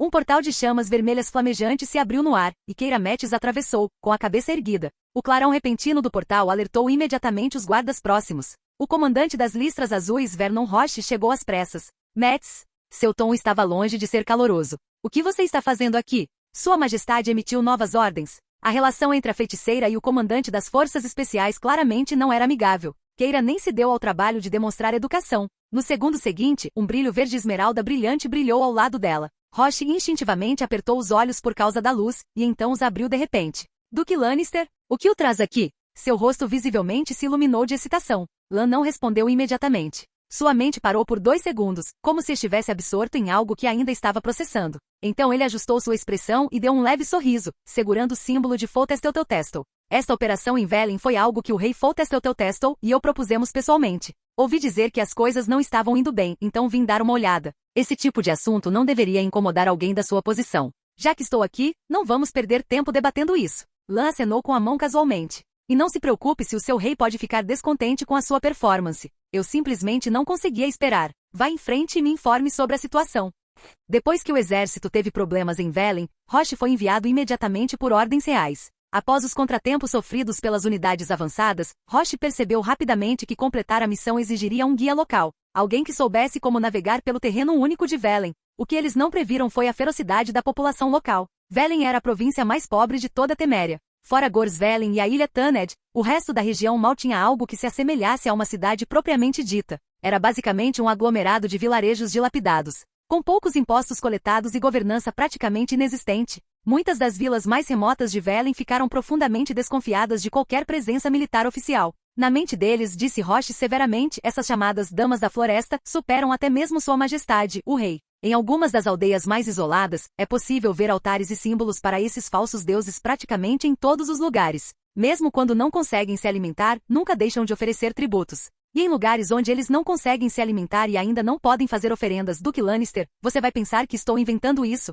Alguns aldeões até cortaram as próprias orelhas como sacrifícios a esses demônios. Até Keira não conseguiu deixar de franzir a testa diante disso. Mas Lan apenas assentiu. Eu posso acreditar. Claro, você deve ter ouvido falar disso há muito tempo. Foi por isso que passou a informação para Sua Majestade. Roche respirou fundo. Obrigado por nos informar sobre a presença deste culto. Quando vi pela primeira vez, fiquei genuinamente chocado. Nem mesmo os seguidores da Grande Mãe Melitele ou do culto do Fogo Eterno demonstram tamanho fanatismo. Enquanto falava, Roche conduziu Lan e Keira até sua tenda de comando. Um grande mapa estava espalhado sobre a mesa. Roche circulou várias áreas marcadas. Estas são as aldeias onde a adoração aos deuses das trevas é mais desenfreada. Keira lançou-lhe um olhar incrédulo. Se você já sabe os locais, por que não interrogou ninguém sobre o paradeiro das Damas da Floresta? As forças especiais e os bruxos tinham métodos operacionais muito diferentes. Os bruxos, ao rastrear monstros, muitas vezes tinham que reunir pistas do zero, arrancando informações de clientes e testemunhas, às vezes até recorrendo ao sinal Axie para induzir confissões. Mas soldados como Roche, enviados da capital, operavam sob autoridade legal.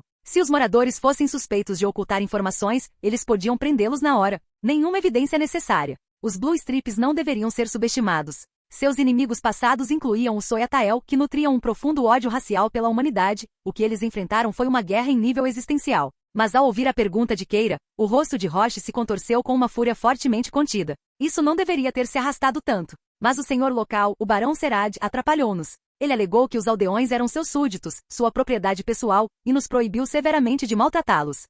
Lan lembrou-se do Barão Serad. Ele era a personificação de tudo que as pessoas desprezavam na nobreza parasitária. Em tempos de paz, o Barão Serad controlava a maior parte de Velen e a governava até a ruína total, sem nenhuma intenção de melhorar nada. Quando Nilfgaard invadiu, ele foi um dos primeiros a fugir. Abandonando as terras que jurou proteger, carregou seu barco com joias e ouro, fugiu com a família para uma torre em uma ilha próxima e continuou a se entregar ao luxo, completamente indiferente ao sofrimento do povo. Ele até financiou a pesquisa de um feiticeiro sobre a peste, usando os próprios camponeses de Velen como cobaias humanas. Esse feiticeiro envenenou fazendeiros famintos que vinham implorar por comida, resultando na morte de inúmeros civis. Quando a verdade veio à tona, os aldeões enfurecidos despedaçaram o barão. Seu nobre cadáver virou um banquete para ratos. Então, para Roche ser obstruído pelo mesmo Barão Serad aqui em Velen, inesperado, talvez, mas não totalmente surpreendente.